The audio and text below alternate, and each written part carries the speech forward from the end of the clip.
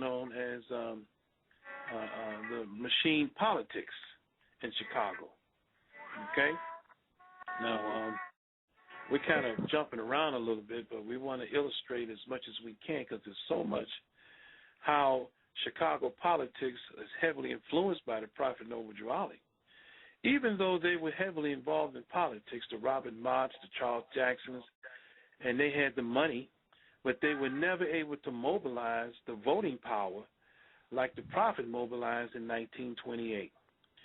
It is reported that in Chicago, the minimum membership that the Prophet had was 5,000 members, and that's 5,000 votes that they courted him for, and they courted him righteously. Well, many of these people who were prominent politicians who courted the Prophet, they had ulterior motives. We know that. Like many of the people who've come since then to the Moorish Science Temple of America have different motives. They have different things that they want to do other than the fact of being involved with helping our people, giving them the information so they can save themselves. Their motive was power, fame, and prestige and money. That's what they wanted. Because no matter how many times the Prophet would tell them to use their title, their Eels and Bays, they wouldn't do it. And especially when you go to Oscar the Priest. Oscar the Priest's business partner, who was also in real estate, is the father of a well-known entertainer, Oscar Brown Jr. His father was very, very close to Oscar the Priest and very active in the Moorish Science Temple of America, which we later find out why Oscar Brown Jr. was the type of gentleman he was in entertainment that he demonstrated, so closely related to the understanding and the condition of our people. Okay, so when the Prophet agreed to support the candidacy of Oscar the Priest, and he won, it was a tremendous win for him then, because no Asiatic had been voted, if you check history, had been voted into the Congress since Reconstruction time, during physical slavery, so the record shows. Now, these people, these underworld people, were still operating in Chicago as they were making tons of money. They were still operating, and they were still having their houses,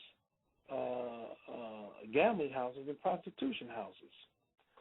Along comes in the 30s a Sicilian named Al Capone, who comes to Chicago.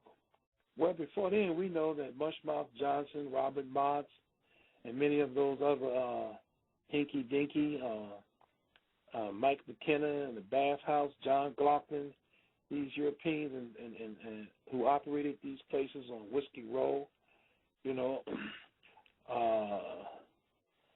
they were their places were like parlors, beautiful rooms, drapes. In fact, jazz, which is the only American music, had its birth in these brothels, as you would call them. And it wasn't called jazz. It was called AZZ or ASS, because when a gentleman would come in to see the woman he wanted to be with, that he had paid for, she was with someone else, so he had to wait. And when they would wait in the parlor, they would play music. And that's what they call the music, ASS, you know. And later it became, they put it down, it became like jazz. So when Al Capone came, he revolutionized prostitution. Instead of having parlors, he built many rooms that you can only get a bed in one room. No chair, nothing, just a bed. And he became very, very wealthy with that type of thing there, with that type of business. It is reported that Al Capone brought the Prophet his Cadillacs, but when we look in the archives, we can see the bill of sale where the prophet bought his own Cadillac, which is something that I used to think that was true, But it is reported that when Al Capone wanted those to clean up his places like the ill repute, he would only solicit Moors. He would only want Moorish Americans than doing that, because he said they wouldn't steal. So that's the research we have on that. Now, we know that the Prophet Noble Drew Ali made a political call to the politicians who he thought that would be in better position to help him push this work forward in terms of letting our people know who they are, and for them also to becoming who they were, which was his program, his platform, which is his platform today. And they wouldn't help him. Instead of helping him, they began to start, when they couldn't mold him and contain him, they began to say things about him that wasn't true, to discredit him and try to take charge of the situation, as he said in the law, because if they couldn't control him, they wanted to contain him. But it was very clear that by this time they couldn't contain him because Claude Green Bey name was never on the corporation papers of Moorish Science Temple of America anymore. Neither was Johnny Rucker and all those other people that were under heavy influence of Claude Green and his grips to control the Moorish Science Temple of America and to control everything that it did. So this made those people furious, and they began to pull back. It is also a known fact that the first temple site at 37 and Federal Street was purchased by Julius Rosenwald, who said, and today there's nothing on that land, and nothing can be ever built there but a religious institution known as the Moorish Science Temple of America. Well, he had that kind of influence since he was a billionaire, going back to Julius Rosenwald. He had that kind of influence because he had everybody in his pocket. He controlled many people and their fate. Now, just take a moment and think about going to him. Again, we're jumping back and forth. How Claude Green Bey was his butler. Now, it's common knowledge that when you are that rich, or rich period, and you have a butler, 9 times out of 10, he is your confidant. He is the one you confide in, who knows everything about you. And Claude Green Bey was that man. So they wanted to see how far they can push the prophet in order to control the Moorish Science Temple of America. So one day, before then, they had said that the prophet's address was 3140 Indiana, but 3603 Indiana was his address, was home office, which is where he lived, and this is where he lived. And they told the postman, don't bring the mail to 3603 Indiana anymore. Bring it to 3140 to Chicago's Booster Club's office. Well, when the prophet got wind of that, he immediately changed that and corrected that. So one day, as he was on his way, which is a few blocks down in Indiana, he noticed that his furniture was on the street. And this is where we hear the thing that they think it was a joke and unreal. But now, since they found out from the nations, they see that it is real. And they said, we were just joking with you, prophet, just to see. I mean, they taunted him as much as they could when they couldn't control him, when they couldn't control the Moorish Science Temple of America. Now, where does that put the Moorish Science Temple of America at that point? The prophet continued to head forward. When Louis B. Emerson, who was to become the governor of the state of Illinois in 1929, when he was supposed to become the governor, he was also the president of the state Masonic Lodge. He solicited the Prophet Noble Drew Ali for votes because they knew that he had political muscle with the number of people. All he had to say was vote for him. Well, when Louis B. Emerson did become governor of the state of Illinois, he was so excited that he sent train for the Prophet Noble Drew Ali, the Illinois Central train, which is the main train that our people worked on, the main railroad system that hauled all of the meat, the cattle from the stock market back and forth.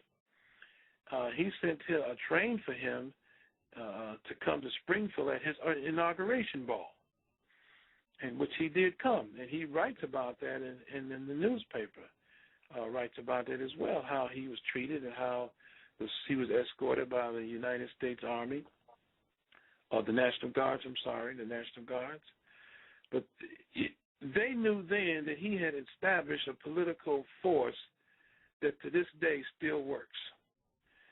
Emil Jones, this is going to jump forward a little bit. Emil Jones, a state representative of Illinois,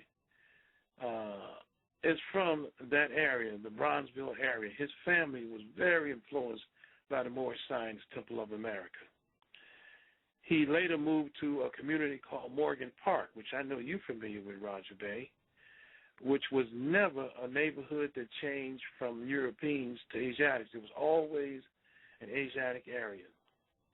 Well, he began to use his influence with the likes of people that were involved in Peg Leg Dawson's organization and Claude Holman's organization. And all of these people were either heavily influenced by the Moorish Science Temple of America, or they were Moors, Moorish Americans, period, as our record shows, who for some reason would not carry their names. Well, this gentleman here, Emil Jones, was the protege and the groomer of now known Barack Obama, President of the United States of America.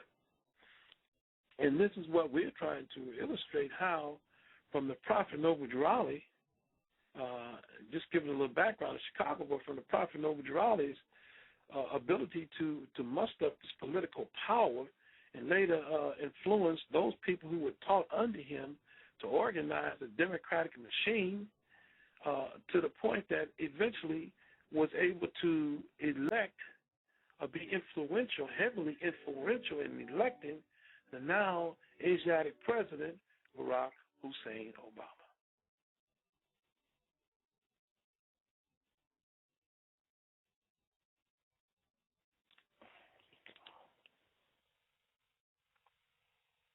This information that we're sharing with our audience tonight is a result of extensive study, extensive research, and there's much more to be learned about how our Prophet Noble Drew Ali influenced politics amongst our people, or political ambience, if you will, that eventually affected the United States of America. And you won't hear a lot about that because there are ones who would really like to not even talk about it. They refuse to even admit to it. You know, we said we would go back to Charles Jackson, who was a member of the Supreme Grand Council, and how he connected with the powerful owner of the Metropolitan Life Insurance Company, which is the company that Emil Hill worked for before the Prophet told him to stop working. He connected with the owner of that, and when someone passed form, changed forms, died, if you will, they were immediately taken to Charles Jackson Funeral Home. So they had it set up where if you die and your insurance policy, you was under Metropolitan Insurance, you had a policy for that, the policy was immediately given to Charles Jackson, whose people still operate the funeral homes here in Chicago today. So these people were very heavily involved in the Moorish Science Temple of America. And we failed to mention Aaron Payne Ill, who was also, these people were alphas, they were in the alpha fraternity, but they were also very heavily influenced by the Prophet Noble Drew Ali because they saw his program as the divine plan of the ages. They saw the things that they could possibly do with that in helping our people, and some of them, frankly, as I said earlier, had their own self-interest in the Prophet Noble Drew Ali and his program, the Moorish Science Temple of America. That is why we know, according to our research, that our prophet Noble Raleigh was able to bring these people together under all these circumstances.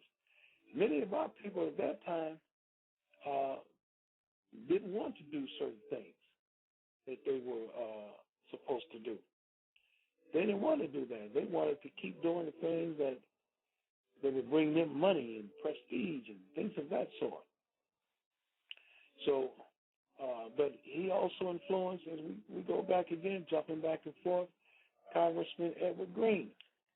The Green brothers were known to be very prominent, lawyers and doctors. In fact, one of the Green brothers was lawyer to Brother Emil Yield, who helped him decide a groundbreaking case with the Moorish Science Temple of America that's still in effect to this very day. Mm-hmm. So I'm going to pause now and ask if there are any questions. While I get a drink of water. Islam. Oh, but that's fine. We'll take a break, and we'll let you refresh yourself, and then we'll come back, and there's a question that I'd like to present to you, and we'll handle it right after this break. Very good.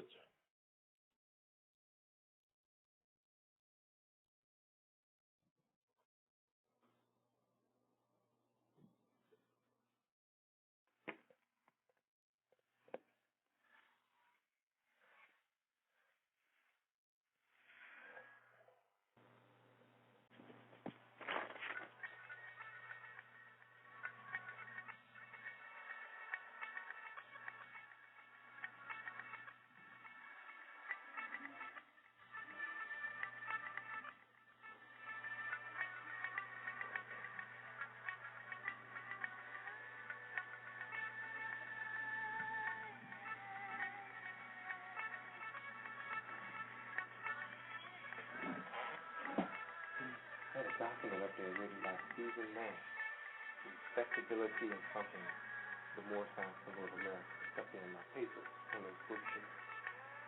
Can you locate that? No. In the room upstairs, with all those papers. I don't even know what side it's on. I haven't been through that. Let me catch on. Islam?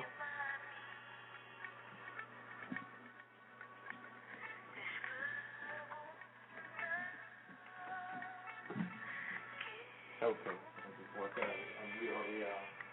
We're back in.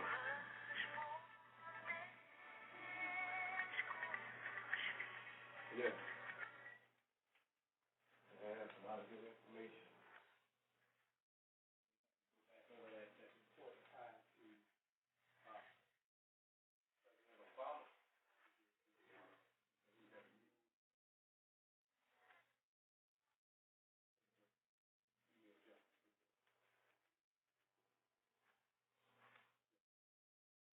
The question I'm asking is about how that initial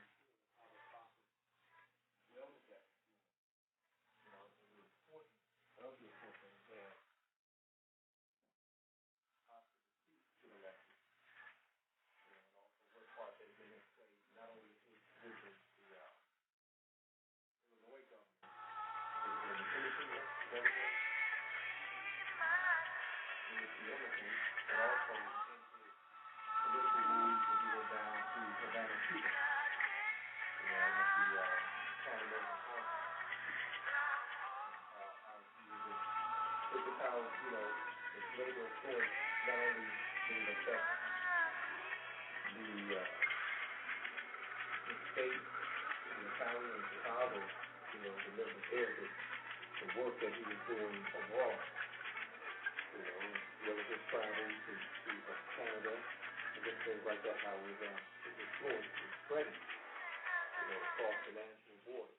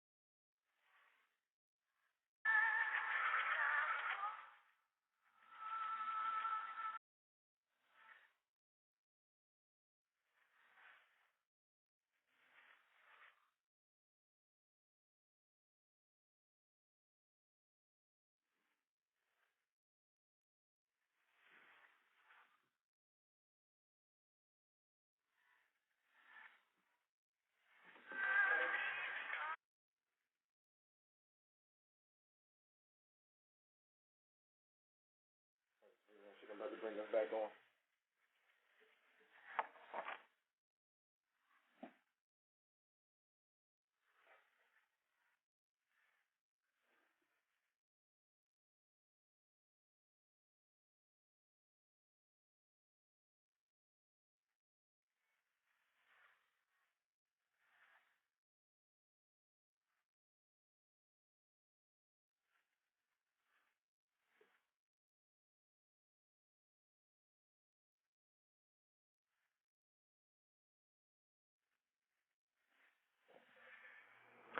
Islam.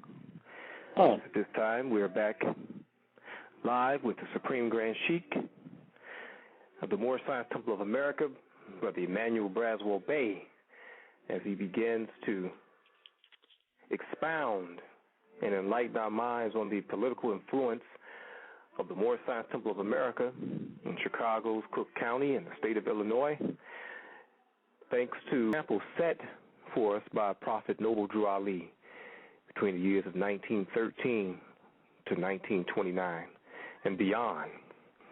So this is a very enlightening conversation with the Supreme Grand Sheik Emmanuel Braswell Bey, and I would like to ask Brother Emmanuel Braswell Bey how the importance of the Prophet's political influence, how it helped to shape and really set standards, especially in Chicago, in Illinois' Cook County, for the work that he was doing with the political personalities of people like Oscar DePriest. What was the importance of the work that he was doing in helping to establish with those historical figures in Illinois?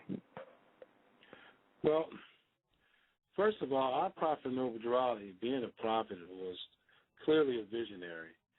And his vision was that we could elect our own officers. We could take our vote and use it to empower ourselves with.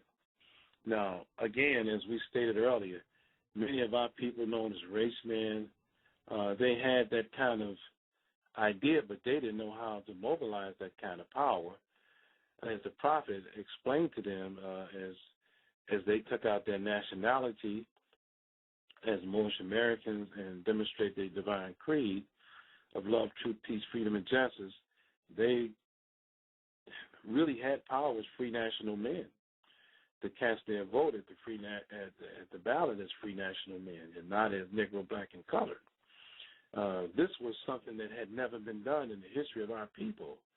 So it gave them an enormous amount of pride to proclaim the nationality of our forefathers and to really demonstrate that nationality as well. Now, grant you, there was some opposition, but not as much as there was cooperation. For example, many of these people who were heavily involved in crime, in the underworld, who loved the prophet, they had very little places to put their money. And many people who had money wanted to put their money with our own people. And then that's when came Binga Binga Bank at 34th and State Street, not far from where the Mecca building was, which was an extraordinary piece of architecture built right after the Chicago fire. But anyway, Jesse Binga, who was whose relatives were tied in through marriage to Robert Mott, heard the words of the Prophet Noble Drew Ali. For the first time in their lives, they were able to come together in a unified way as Moorish Americans and see the benefit of proclaiming their nationality, their free national name, the benefit of being recognized by the nations of the earth as Moorish Americans, the benefit of mobilizing all of that understanding that the prophet gave them into something that became really tangible, as opposed to, those of our people pulling each other down, whoever got to the top, And this was something that had never been seen or even realized in the history of Chicago. So everybody was watching the Prophet Noble Drew Ali, and especially during the first conclave, and they were applauding his efforts for immobilizing our people politically and economically, you know. And this is what was the fever then. Now, you asked me earlier about how this influenced Oscar de Priest. Well, Oscar de Priest never would have had any kind of chance to win the congressman had it not been for the influence of the Prophet Noble Ali. And he promised the Prophet Noble Ali that when he became congressman, that he would definitely support the Prophet's program. Well, we find out in our research that he did just the opposite. We have one letter from Oscar de Priest in the archives that he's written Millie Ill. Millie Ill writes him a letter first. Our past Supreme Grand Sheikh and Chairman, the first one, and asked him, says, listen, you know what you promised the Prophet? You know what you were supposed to do for us? You know, we haven't heard from you. Oscar de Priest writes him a letter back on the Washington, D.C. stationery, nice stationery, and doesn't say anything about what he promised the Prophet, but says to him that we're going to have a picnic, and you and your people are invited to the picnic. Hope to see you there. They forgot or didn't want it, or completely, from what we read in the historical records, he was more concerned about his wife having tea.